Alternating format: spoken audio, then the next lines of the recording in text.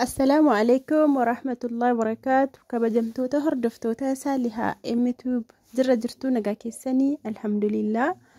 إن شاء الله الرسمنا لما مقالة جمع في مقالة سربو كيسا سنيف قبل في جرا. إن شاء الله فيديو كان جواب دودان قدومات يردفا بارك الله فيكم. إيكا وروني channel kana so subscribing godhini la jirtanu subscribe godha maatii ta'a. Akkasuma like share gochuun dagatina. Egaa manni sin argaa jirtan kun kanaan durallee postotamee ture. Maashaallah manni kun nama baay'eetu jaallattanii keessaanillee isuma asirratti dubbadhee jiru keessaanillee biyyi isaa eessaa waan akkasiittanii nagaggaafataa turtanii akkasuma viidiyoon gadhiisu keessaa mana ilaalcha guddaa yookiin viiwii guddaa argatedha. Manni kun baay'ee tokko jaallatamee jechuudha. Garuu hanga yoonaa hin gurguramne ammas irra deebi'uudhaan namoonni mana kana bitachuu barbaadan manni kun jira. Kan inni argamu magaalaa Sarboodha.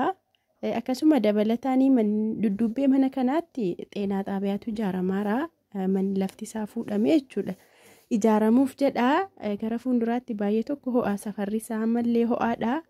Gara fuulduraatti sammas inuma ho'aa. Mana jireenyaatiif ta'a, bakka hojiitiif ta'uudha. Namoonni bitachuu barbaadanii mana kana qaqqabadhaan isiniin jedha. Egaa manni lammaffaan immoo kana fakkaata. Manni kun kan inni argamu magaalaa Jimmaa safara Booree jedhamu, Booree Addabaabaayii achidha. Kunillee akkuma argitan safarri isaa ho'aadha. Ollaa masjiidaatillee safara ho'ee jirudha jechuudha. Kan inni argamu magaalaa Jimmaa safara Booree Addabaabaayii jedhamudha. Akkuma argitan kun bakkee isaati gibbii ala jechuudha. Gibbii ala safara isaati kuni. Manichi keessoon isaa kana fakkaata. Gibbiin keessoon isaa elliidha. Manichi kan inni ijaarame bukkeetti ammas sarbiisiin tokko kilaasiin tokko dabalamaa jira. Kaaree meetirii 200 irratti argama. Bishaan qaba, qoxaarii qaba. Garuu kaartaan qabu. Lafti isaa abbaa qabiyyee irraa bitameeti kan inni irratti ijaarame. Amma namuma ijaarrateetu gurguraa jira malee kan asiif achi gurguramee miti. Namoonni bitachuu barbaadanitti dhihaadha. Gatiin isaa miliyoona 1.2 gatiidhuma sadhumaasa gurguramuu jechuudha. Innaa hordoftoota koo yeroo hammaa kana manni gabaan biyya keessaa baay'ee tokko qabbanaahee jira.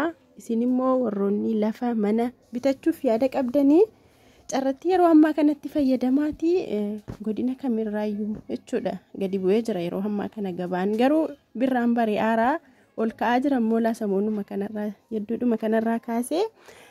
Kanaafi bitadhaa dabalaa deema malee wanti sichi qannasu hin jiru. Oluma ka'aa deema laftis mannis. Innaa namoonni immoo bitachuuf yaada qabdanoo bitadhaa. Barakallahu fiikum inshaallah. Hanga viidiyoo biraatii walitti deebinutti nagaa rabbii keessanaaf jiraadha.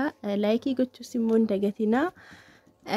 Innaa mana baay'eetu jira, lafa baay'eetu jira keessaan na dubbisaa inshaallah. Namoonni erga xanyaatti bituu karoora qabdanuu jechuudha.